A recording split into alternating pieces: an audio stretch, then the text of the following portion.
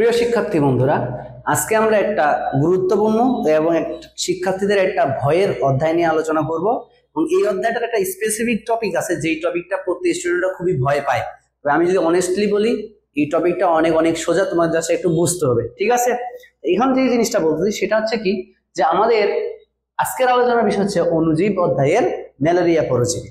Malaria পরজীবী এবং তার মাধ্যমে কি হচ্ছে, ম্যালেরিয়া জ্বর হচ্ছে এবং ম্যালেরিয়া জ্বরের কারণ, লক্ষণ, এগুলো নিয়ে আমরা এখানে আলোচনা করব।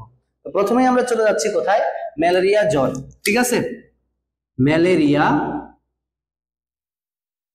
জ্বর, ঠিক আছে। আগের দিনে এই যে ম্যালেরিয়া শব্দটা দুইটা শব্দ থেকে, মেল এরিয়া থেকে, ঠিক আছে। এখানে মেল মানে হচ্ছে কি দূষিত,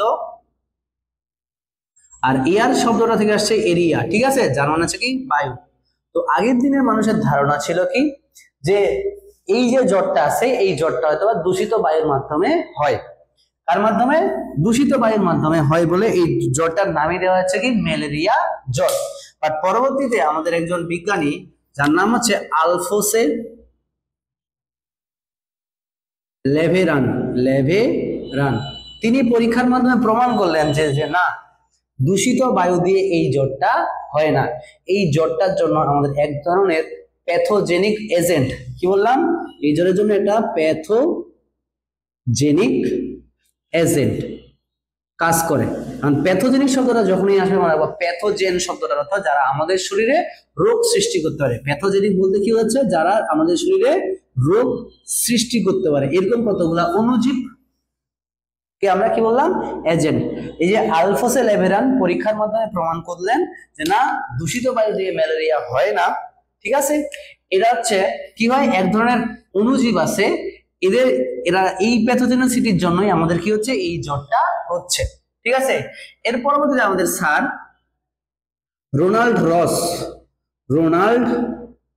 রস তিনি প্রমাণ করে দেখাইলেন যে অ্যানোফিলিস নামক মশকি দ্বারা বাহিত এক ধরনের অণুজীব কি করতেছে, এক মানুষ থেকে আরেকজন মানুষের মধ্যে কি করে, এই রোগটাকে পরিবহন করতেছে। কে প্রমাণ করলেন? স্যার রোনাল্ড রস। তিনি প্রমাণ করলেন যে না, যে আমাদের শরীরে যে আমরা যেটাকে দূষিত বায়ু বা কারণ বলে জানি, যে দূষিত বায়ুর জন্য ম্যালেরিয়া জ্বর হয়, আমাদের আলফ্রেড লেভেরান বললেন কি এখানে কিছু প্যাথোজেনিক এজেন্ট আছে। তিনি প্যাথোজেনিক এজেন্টটা বললেন যেটা বায়ু থেকে না, অন্য কোথাও থেকে পায়। অন্য কোথাও থেকে আসে সেটা প্রমাণ করলেন স্যার রোনাল্ড রস। তিনি বললেন অ্যানোফিলিস নামক এক ধরনের মশকি, এই অ্যানোফিলিস নামক মশকি দ্বারা মূলত এই জীবাণুটা একজন থেকে আরেকজনে কি হচ্ছে, বাহিত হচ্ছে। আর এই জীবাণুটা হচ্ছে কোন গণের? প্লাজমোডিয়াম। কোন গণের? প্লাজমোডিয়াম গণের একটা পরজীবী। এখন এই যে দেখি যে ম্যালেরিয়া জ্বর যে হয়, এই ম্যালেরিয়া জ্বর হওয়ার জন্য যে প্লাজমোডিয়াম গণটা দায়ী, আমি আবার বলতেছি,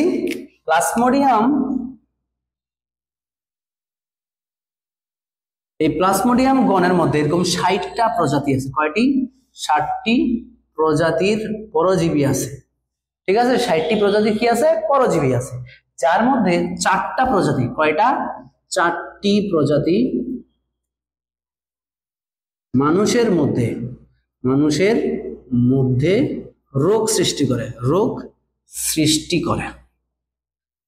মানে আমাদের যে ম্যালেরিয়া জ্বর হচ্ছে, এই ম্যালেরিয়া জ্বরগুলোর জন্য দায়ী মূলত এই 4টা প্রজাতি। এখন এই প্রজাতিগুলোর নাম আমাকে ভালো করে জানতে হবে, তার সাথে সাথে এটার জন্য কোন ধরনের জ্বর হয় সেটা খুব ভালো করে পড়তে হবে। তোমার মেডিকেলে প্রশ্ন আসার মতো একটা জায়গা, এমসিকিউ। প্রথমে 4টা প্রজাতির মধ্যে আমরা 1 নাম্বার যেটা বলতেছি সেটা হচ্ছে প্লাজমোডিয়াম ফেলসিফারাম।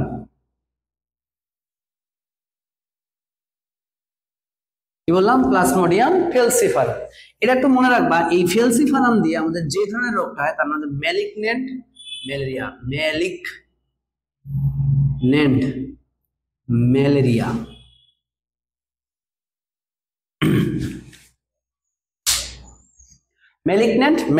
এখন দেখো, এখানে একটা জিনিস বুঝাই তোমাকে আমি, যে ম্যালিগন্যান্ট শব্দটার মানে কি।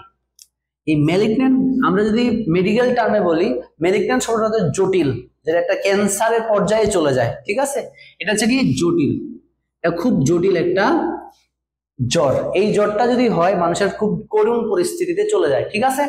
এখন এই ম্যালেরিয়া ফেলসিফার প্লাজমোডিয়াম ফেলসিফারামের জন্য ম্যালিগন্যান্ট যে ম্যালেরিয়াটা হয়, এটার জন্য জ্বর 36 থেকে 48 ঘন্টা পর পর হয়, ঠিক আছে। জ্বরটা কি হচ্ছে এখানে 36 থেকে 48 ঘন্টা পর পর হচ্ছে। তুমি এটা পরীক্ষায় যদি প্রশ্ন আসে যে প্লাজমোডিয়াম ফেলসিফারামের জন্য কোন ধরনের ম্যালেরিয়া জ্বর হয়, তোমাকে বলতে হবে ম্যালিগন্যান্ট ম্যালেরিয়া। আর ম্যালিগন্যান্ট শব্দটার অর্থ হচ্ছে কি জটিল, অনেক বেশি জটিল। এবারে 2 নাম্বার পয়েন্টে দেওয়া যাচ্ছি, প্লাজমোডিয়াম ভাইভেক্স, প্লাজমোডিয়াম ভাইভেক্স এর জন্য হয় বিনাইন টার্সিয়ান ম্যালেরিয়া। এজন্য কোন জ্বর হয়? Benign tertian malaria. এখন তোমাকে আমি একটা জিনিস শেখাই, তোমরা যদি গুগলে সার্চ দাও, এই টার্সিয়ান শব্দটার অর্থ হচ্ছে 48 ঘন্টা অন্তর অন্তর। মনে করো কি বললাম আমি, 48 যে ডিউরেশনটা আছে, এই 48 আওয়ার যে ডিউরেশনটা আছে, এই ডিউরেশনটাকেই বলা হচ্ছে টার্সিয়ান। কি বলা হয়? টার্সিয়ান। তার মানে তুমি নিজেই বুঝতেছ যে ম্যালেরিয়া জ্বরের জন্য আমাদের শরীরে কত 48 ঘন্টা পর পর জ্বর হয়। কত ঘন্টা পর পর? 48 ঘন্টা পর পর। তাহলে আমরা কি বললাম? বিনাইন মানে অতটা জটিল না, বিনাইন মানে শুরুর দিকে। কত ঘন্টা? টার্সিয়ান শব্দটার অর্থ হচ্ছে আমাদের কি, টার্সিয়ান শব্দটা 48 ঘন্টার যে গ্যাপটা আছে বা ডিউরেশনটা আছে, 48 ঘন্টা পর পর যে ডিউরেশনটা, এই ডিউরেশনটাকে বলতেছে আমরা টার্সিয়ান। তার মানে আমরা বলতে পারি প্লাজমোডিয়াম ভাইভেক্স এর জন্য আমাদের কোন রোগ হয়? Benign tertian malaria. এতে কি হয়? মানুষটার যে আক্রান্ত হবে তার 48 ঘন্টা পর পর কি হবে? জ্বর হবে। এবারে 3 নম্বরে যদি আমরা আসি, প্লাজমোডিয়াম ওভালি। এই ওভালি এর জন্য কি হয়? মৃদু টার্সিয়ান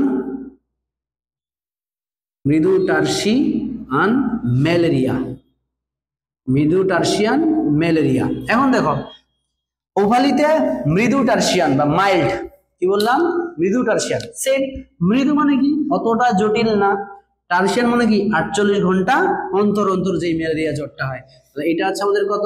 এটাও 48 ঘন্টা পর পর। ঠিক আছে। এবারে আসি আমাদের 4 নাম্বার যে পয়েন্টটা আছে, সেটা হচ্ছে কি প্লাজমোডিয়াম ম্যালেরি। ঠিক আছে, প্লাজমোডিয়াম ম্যালেরি।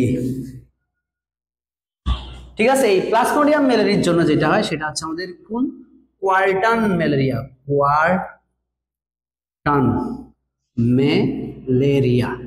এই কোয়ার্টান মানে হচ্ছে কত? 72 ঘন্টা। কত ঘন্টা? 72 ঘন্টা। তাহলে যেই জ্বরটা আমাদের কত 72 আওয়ার পর পর হয়, সেই জ্বরটাকে আমরা বলবো কি? কোয়ার্টান। এখন এই জায়গা থেকে দেখো, একটা মানুষ হচ্ছে কি মুখস্থ করতে গিয়া প্যারায় পড়ে যায় যে কোনটার জন্য কোন জ্বর হয়, কিভাবে মুখস্থ করবো। এর জন্য আমি তোমাদের একটা সহজ টেকনিক দেই। মনে রাখবা, যখন প্লাজমোডিয়াম ফেলসিফারাম আছে, এখানে একটা জিনিস দেখো, এখানে এম আছে না? ফেলসিফারামে এম থাকা যাবে, তুমি লাগবে এম থেকে ম্যালিগন্যান্ট। ঠিক আছে। হয়তো তুমি আরেকটা জিনিস বলতে পারো, স্যার এখানে এম আছে, এখানে তো এম আছে, এই যে হচ্ছে আমাদের, তাহলে দুইটার মধ্যে পার্থক্য। মনে রাখবা, ফেলসিফারাম বানানটা করতে জটিল, ঠিক এরকম ম্যালিগন্যান্টটা হচ্ছে আমাদের কি? জটিল। তাহলে আমরা কি বললাম? প্লাজমোডিয়াম ফেলসিফারামের মাধ্যমে কোন রোগটা হয়? Malignant malaria. এই যে ফেলসিফারামের বানানের শেষে এম আছে, এম থেকে আসছে কি? ম্যালিগন্যান্ট। ওকে। এবার দেখো, প্লাজমোডিয়াম ভাইভেক্স থেকে বিনাইন টার্সিয়ারি। এখানে মনে রাখবা, ভাইভেক্স ভিতে আছে ভ আর বিতে ব, তুমি মনে রাখবা ব ভ। কি মনে রাখবা? ব ভ। বিনাইন হয় ভাইভেক্স এর জন্য। বিনাইন হয় কার জন্য? ভাইভেক্স এর জন্য। ওকে, আমি আবার বলতেছি, প্লাজমোডিয়াম ভাইভেক্স ভিতে হচ্ছে কি ভ, আর এখানে বি, তাহলে কি বিনাইন, ব হয়ে কার জন্য, ভয়ের জন্য, অর্থাৎ 5x এর জন্য। ঠিক আছে, আর এরপরে যদি আমরা দেখি ওভলি, ওভলি অনেক ছোট একটা ওয়ার্ড, ওই জন্য তার মৃদু, তার কি হয়েছে মৃদু, মানে খুব বেশি জটিল অবস্থা না। ঠিক আছে, আর ম্যালেরিয়ার জন্য আমাদের কোয়ার্টার। আর তোমরা এইভাবে মনে রাখবা সময়টা ম্যালিগন্যান্ট জটিল, এই জন্য খুব অল্প সময়ের মধ্যে আমরা রোগটা লক্ষণ প্রকাশ পায়। বিনাইনের সাথে টার্সিয়ান লেখা আছে, আর মৃদুর সাথেও টার্সিয়ান। টার্সিয়ান শব্দটা যেখানেই পাবা মনে রাখবা কত ঘন্টা, 48 ঘন্টা, এই জন্য 48 ঘন্টা বলুন। আর কোয়ার্টার, কোয়ার্টার মানে হচ্ছে 72, 72 ঘন্টা পর পর যে জ্বরটা, তাকে আমরা কি বলবো, কোয়ার্টার ম্যালেরিয়া। তাহলে আমরা বলতে পারি যে ম্যালেরিয়া পরজীবীর যে প্লাজমোডিয়াম গণটা আছে, এই গণের মধ্যে 60টা প্রজাতি আছে, যে 60টার মধ্যে মাত্র 4টা প্রজাতি আছে যারা আমাদের শরীরে কি করে রোগ সৃষ্টি করতে পারে। ঠিক আছে, কি কি, Plasmodium falciparum, Plasmodium vivax, Plasmodium ovale এবং প্লাজমোডিয়াম মেলেরি। এখন তোমাদের দ্বারা একটা টেকনিক্যালি কোশ্চেন করি যে এই 4টার মধ্যে, এই 4টি পরজীবীর মধ্যে, পরজীবীর মধ্যে কোনটি বেশি ক্ষতিকারক, ক্ষতিকারক। ঠিক আছে, তুমি মাথায় রাখবা এই 4টার মধ্যে আমাদের সবচেয়ে বেশি ক্ষতিকারক হচ্ছে প্লাজমোডিয়াম ফেলসিফারাম। কেন এটা ক্ষতিকারক, প্লাজমোডিয়াম ফেলসিফারাম, ফেলসিফারাম এর কারণ এটা আমাদের সেরিব্রাল বা মস্তিষ্ককে আক্রমণ করে। কোথায় আক্রমণ করতে পারে, মস্তিষ্ক। ঠিক আছে, মস্তিষ্ককে আক্রমণ করে মানুষের স্ট্রোক ঘটাইতে পারে। হ্যাঁ, মস্তিষ্ককে আক্রমণ করলে আমাদের যে মস্তিষ্কে যে মেনেনজিয়াল ভেসেল গুলো আছে সেখানে হ্যামোরেজ হবে, এবং হ্যামোরেজের মানুষের স্ট্রোক করে কি হতে পারে, মারা যাইতে পারে। এই জন্য প্লাজমোডিয়াম ফেলসিফারামটা খুবই বেশি মারাত্মক। ওকে, এখন আমরা যদি যাই, কারণ আমরা ইতিহাসটা মোটামুটি পড়ে ফেলছি, যে সর্বপ্রথমে ছিল কি, আমি একটু আবার রিপিট করি ইতিহাসটা। দেখো, ইতিহাসটা যদি আমরা বলতে যাই, একটু আগেই বললাম এই ইতিহাসে প্রথমেই মানুষের ধারণা ছিল কি, মেল মানে কি দূষিত, এয়ার মানে হচ্ছে কি বায়ু, দূষিত বায়ু থেকে এই রোগটা হয়। ঠিক আছে, বাট পরবর্তীতে আমাদের কি হলো, আলফোসে লেভেরান বললেন যে না, এটার জন্য আমাদের একটা প্যাথোজেন দায়ী, এবং স্যার রোনাল্ড রস কি প্রমাণ করলেন যে এটার জন্য আমাদের মশকি দায়ী। তাহলে আমরা বলতে পারি একটা কথা হলো, মশকি, কোন মশকি, অ্যানোফিলিস, অ্যানোফিলিস নামক মশকি দ্বারা এই রোগটা বাহিত হয়। কি হয়, বাহিত হয়। এখন একটা ডায়লগ আছে না, যে পৃথিবীতে যা কিছু আছে চিরকল্যাণকর, অর্ধেক তার করিয়াছে নারী, অর্ধেক তার নর। ঠিক আছে, এটার একটা বিপরীত ডায়লগ আছে, যে পৃথিবীতে যা কিছু আছে চির অকল্যাণকর, অর্ধেক করিয়াছে নারী, বাকি অর্ধেকও করছে কে, নারী। অর্থাৎ পৃথিবীতে যত অকল্যাণকর জিনিস আছে প্রতিটার পিছনের কারণ হচ্ছে কি, নারী। ঠিক আছে, এই যে এখানে একটা ডায়লগ আছে, মশকি, মশকি মানে কি, স্ত্রী মশা। মশকি হচ্ছে কি, স্ত্রী মশা। আর এই স্ত্রী মশার জন্যই মূলত আমাদের, একমাত্র স্ত্রী মশাই এই যে ম্যালেরিয়া জ্বরটাকে কি করে, একজন থেকে আরেকজনে বহন করে নিয়ে যায়। মানে অর্থাৎ আমাদের ম্যালেরিয়া পরজীবীর জন্য বাহক দরকার, মেইন বাহক হচ্ছে আমাদের কি, স্ত্রী মশা। ঠিক আছে, এই স্ত্রী মশার মাধ্যমে একজন মানুষ থেকে আরেকজন মানুষের মধ্যে এই রোগটা ছড়াচ্ছে। ঠিক আছে, আমরা কারণ পড়ে ফেললাম। এবার আমরা যে জিনিসটা পড়বো সেটা হচ্ছে আমরা কি, লক্ষণ।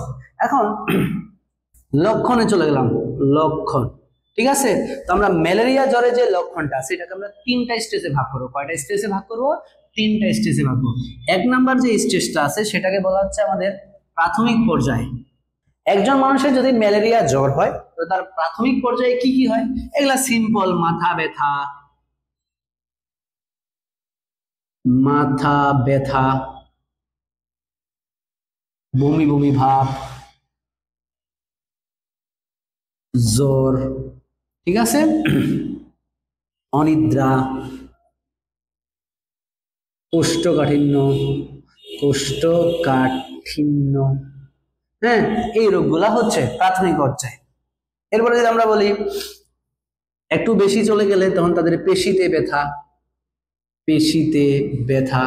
ঠিক আছে, এই জিনিসগুলো হচ্ছে প্রাথমিক পর্যায়ে হয়। এখন যদি এই প্রাথমিক পর্যায়ে তার ট্রিটমেন্ট না হয়, সেক্ষেত্রে যদি সে একটু বেশি স্টেজে চলে যায়, তখন মাধ্যমিক পর্যায়ে চলে যাচ্ছে। সে কোথায়, মাধ্যমিক পর্যায়ে। এই মাধ্যমিক পর্যায়ে গেলে এই ঘটনাগুলো ঘটে। প্রথমে হচ্ছে কাঁপুনি দিয়ে জ্বর আসে। কি করলাম? এক কাঁপুনি দিয়ে জ্বর আসে, ঠিক আছে। তারপরে 2 নাম্বার যদি আমরা বলি জ্বরের মাত্রাটা, জ্বরের মাত্রা, এই জ্বরের মাত্রাটা হচ্ছে 103 থেকে 104 থেকে 106 ডিগ্রি ফারেনহাইট, ঠিক আছে। এরপর হচ্ছে কয়েক ঘন্টা পর পর জ্বর হয়, অর্থাৎ 48 ঘন্টা পর পর জ্বর হয়। এই জ্বর যখন আসে তখন 3টা স্টেজ থাকে। প্রথম দিকে যে স্টেজটা আছে, প্রথমে 20 মিনিট শরীর ঠান্ডা লাগে, প্রথম 20 মিনিটের শরীর কি লাগে? ঠান্ডা লাগে। এরপরে 2 থেকে 4 ঘন্টা শরীরের তাপমাত্রা অনেক থেকে বেশি থাকে, 2 থেকে 4 ঘন্টা শরীরের তাপমাত্রা অনেক বেড়ে যায়। এটা বিকাল বেলায় শুরু হয়, প্রথমে ঠান্ডা লাগে এবং 2 থেকে 4 ঘন্টা হয়, এবং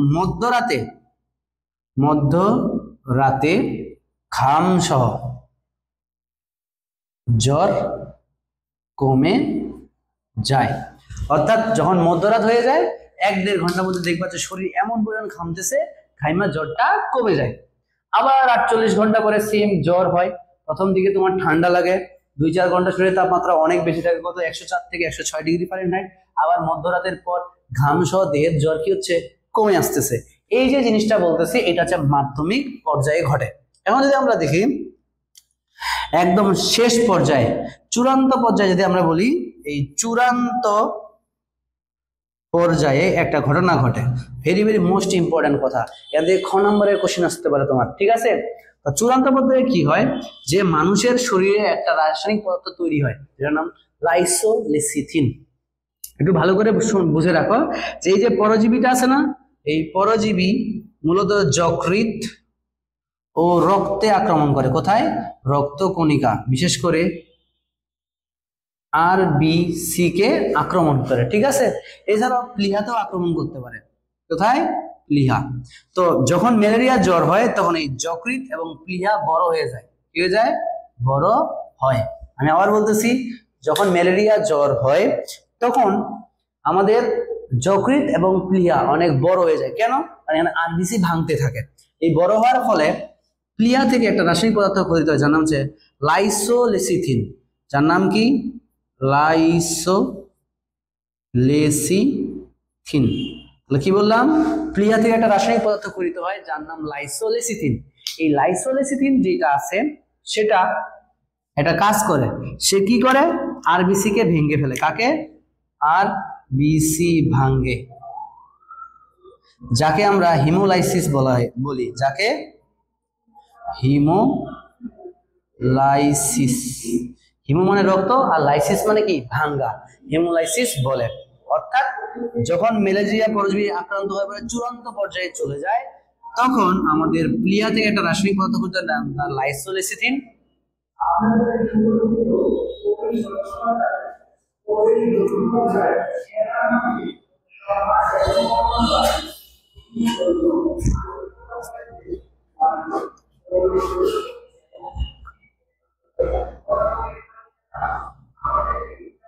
মাইকিং করার কি দরকার আছে বাল? হ্যাঁ, আমি আবার বলতেছি, পরজীবী আক্রান্ত হয় চূড়ান্ত পর্যায়ে গেলে আমাদের যকৃৎ এবং প্লীহা বড় হয়। বড় হয়ে গেলে এই প্লীহাতে একটা রাসায়নিক পদার্থ খরিত হয় যার নাম লাইসোলেসিথিন। এই লাইসোলেসিথিন কি করে?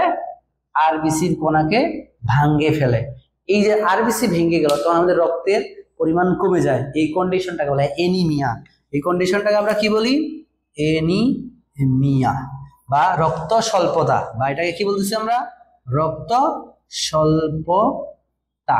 ওকে, এখন আরেকটা কথা হচ্ছে যে এই চূড়ান্ত পর্যায়ে পরজীবী থেকে, পরজীবী অর্থাৎ যেই আমাদের ম্যালেরিয়া পরজীবী আছে তারাও একটা রাসায়নিক পদার্থ তৈরি করে যার নাম হিমোলাইসিন। যার নাম হিমোলাইসিন। এর নাম হচ্ছে কি? হিমোলাইসিন। এখন যে বলছে এই হিমোলাইসিনেরও কাজ হচ্ছে কি আরবিসি ভাঙ্গা, এরও কাজ কি আরবিসি ভাঙ্গে। আর এই আরবিসি ভাঙ্গার ফলে আমাদের দেহের আরবিসির পরিমাণ কমে যায়, ফলে রক্ত স্বল্পতা সৃষ্টি হয়। এখন যে প্রশ্নটা বলো তোমার খ নাম্বার একটা কোশ্চেন আসতে পারে, খ নাম্বার যে ম্যালেরিয়া জ্বরে রক্ত স্বল্পতা বা এনিমিয়া দেখা যায় কেন, দেখা যায় কেন? তখন তোমার এই উত্তরটা হবে যে ম্যালেরিয়ার জ্বরে আক্রান্ত হলে চূড়ান্ত পর্যায়ে আমাদের যকৃৎ এবং প্লীহা বড় হয়ে যায় এবং প্লীহা থেকে একটা লাইসোলেসিন নামক রাসায়নিক পদার্থ খরিত হয়, যার কাজ হচ্ছে আরবিসি কে ভেঙে ফেলা, হিমোলাইসিস করা। ঠিক আছে, এবং পরজীবী থেকে আরেকটা রাসায়নিক পদার্থ খরিত হয় যার নাম হিমোলাইসিন, এরও কাজ আরবিসি কে ভাঙা। এই লাইসোলেসিন এবং হিমোলাইসিনের প্রভাবে যখন প্রচন্ড পরিমাণে রক্ত কণিকা ভাঙবে তখন আমাদের শরীরে কি হবে, রক্ত স্বল্পতা দেখা দেয়। ওকে, এবার আমরা আসি ম্যালেরিয়া পরজীবীর জীবন চক্র। ম্যালেরিয়া পরজীবীর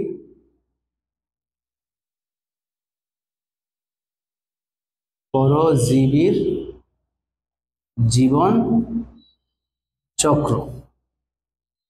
এখন দেখো এখানে জিনিসটাই বলছে পরজীবী, অর্থাৎ এরা নিজে নিজে কখনো তাদের সব কাজ করতে পারে না, এদের বিশেষ কাজের জন্য অন্য কোনো জীবের উপর কি করতে হয়, নির্ভর করতেই হয়। ঠিক আছে, তো ম্যালেরিয়ার পরজীবী যাদের উপর থাকে তাদেরকে বলা হয় বাহক বা হোস্ট। ঠিক আছে, আমরা হোস্ট কাকে বলবো, যারা অন্য কোনো একটা পরজীবীকে কি করবে, লালন পালন করবে, তাদেরকে আমরা বলি কি হোস্ট। হোস্টের অনেক প্রকারভেদ আছে, যেমন যদি আমরা হোস্ট বলি 4 প্রকার থাকে হোস্ট। ঠিক আছে, একটা অব্লিগেট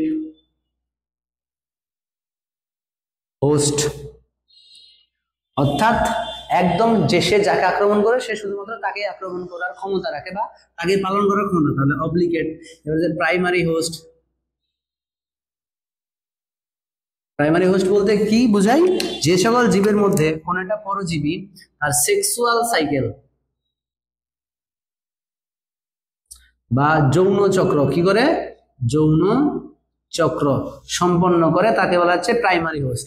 আর যাদের ভিতরে অযৌন চক্র সম্পন্ন তাকে বলা হয় সেকেন্ডারি হোস্ট। ঠিক আছে, কাদের বলা হয়, যাদের দেহের ভিতরে তারা অযৌন চক্র সম্পন্ন করে। ঠিক আছে, তো ম্যালেরিয়া পরজীবীর জন্য বাহক লাগে 2টা।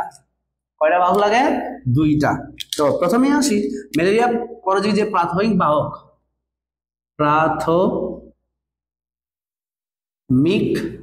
বাহক বা প্রাইমারি হোস্ট,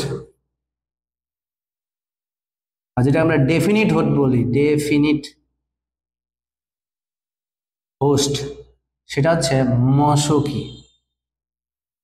এখন মশকি বলতে আমরা কি বলছি, এখানে আমাদের দেশে 3টা প্রভাবশালী যদি মশকির কথা বলি, এদের মধ্যে 3টা মশকি হচ্ছে, একটা অ্যানোফিলিস,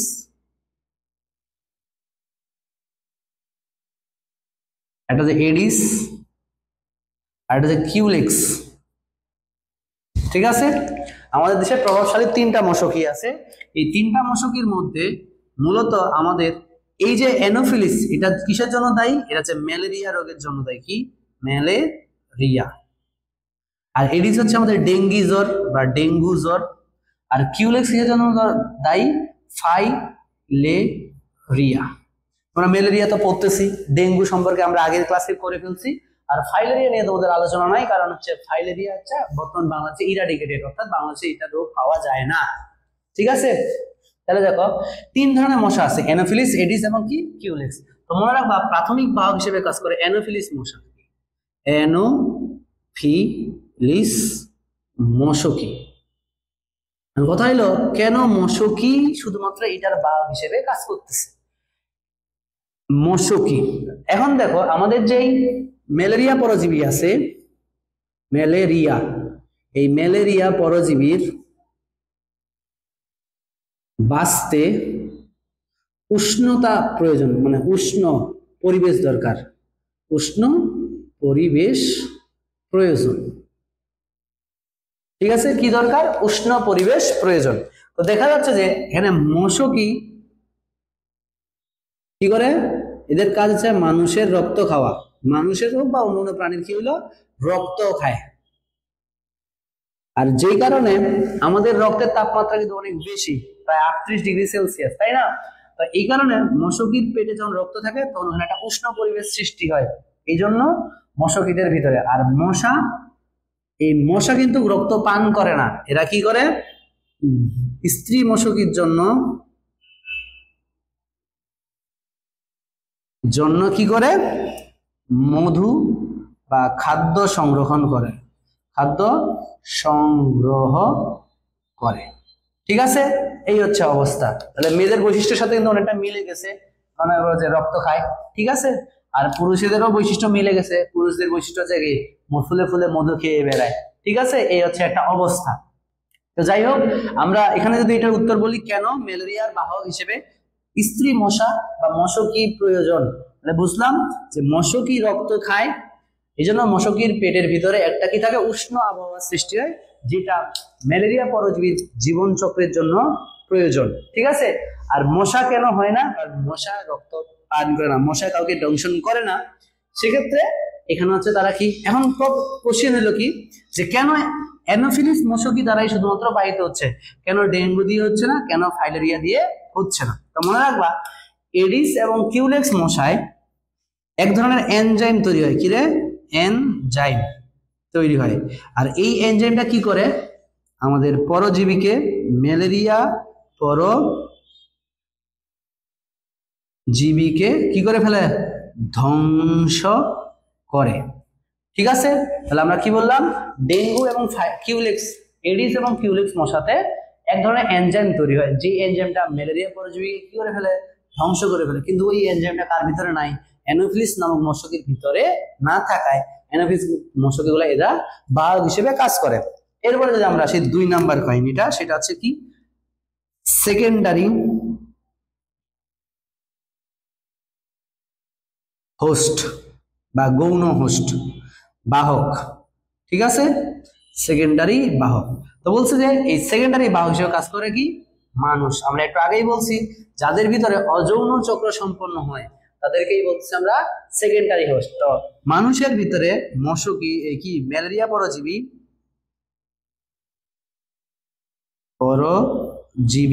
কি করে, তাদের অযৌন চক্র সম্পন্ন করে, অযৌন চক্র সম্পন্ন করে। তাই আমাদের ম্যালেরিয়া পরজীবীর জন্য 2টা বাহক দরকার, একটা হচ্ছে আমাদের কি রে, মশকি, অ্যানোফিলিস নামক মশকি, এবং হচ্ছে কি মানুষ। আর মানুষের ওই যে রক্ত আছে, এই রক্তে তারা একটা উষ্ণ পরিবেশ পায়, যার মধ্যে এই ধরনের তারা কি তাদের সাইজোগনি চক্রটা সম্পন্ন করে, ঠিক আছে। এই যে কি ম্যালেরিয়া পরজীবীর জীবন চক্রটাকে একটু ছোট্ট করে ছক আকারে দেখতে, এরপর আমরা এটাকে একটু বিস্তারিত আলোচনা করবো। মশকি, সরি, ম্যালেরিয়া পরজীবী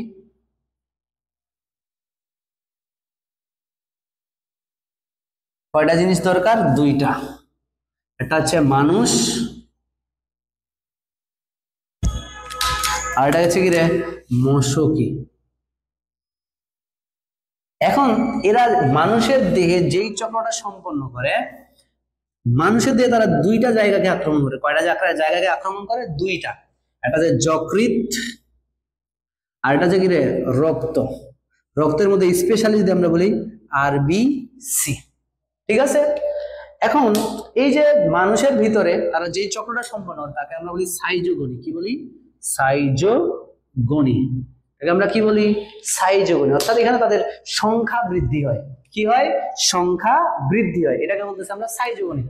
যকৃতের ভিতরে যেটা ঘটবে তাকে বলা হচ্ছে হেপাটিক সাইজোগনি, হেপাটিক সাইজোগনি। এখন হেপাটিক বলার কারণ কি, তোমরা সবাই জানো যকৃতের কোষকে আমরা বলি হেপাটোসাইট, এই হেপাটোসাইট থেকে শব্দটা আসছে হেপাটিক সাইজোগনি।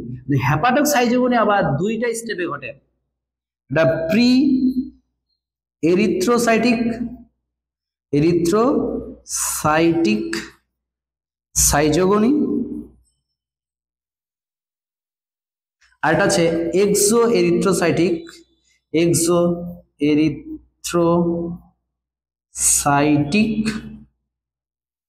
সাইজোগনি, ঠিক আছে। তাহলে আমরা কি বললাম, যকৃতের মধ্যে 2টা চক্র সম্পন্ন হয়, একটা প্রি এরিথ্রোসাইটিক সাইজোগনি আর একটা এক্স এরিথ্রোসাইটিক সাইজোগনি।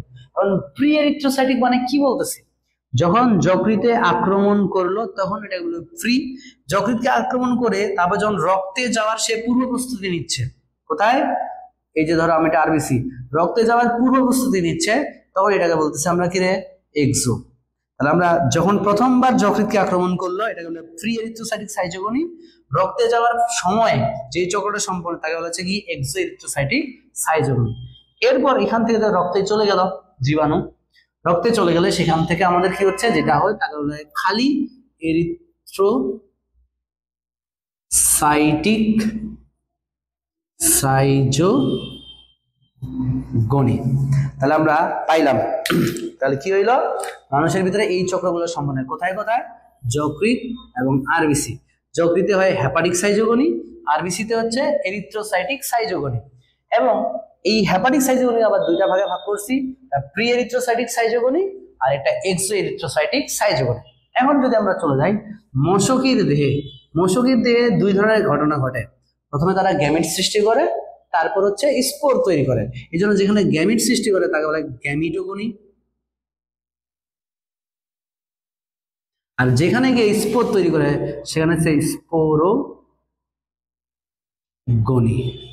ঠিক আছে, এটাই হচ্ছে আমাদের ম্যালেরিয়া পরজীবীর সংক্ষিপ্ত জীবন চক্র। এর পরবর্তী ক্লাসে আমরা অবশ্যই এটা নিয়ে ডিটেলস আলোচনা করব।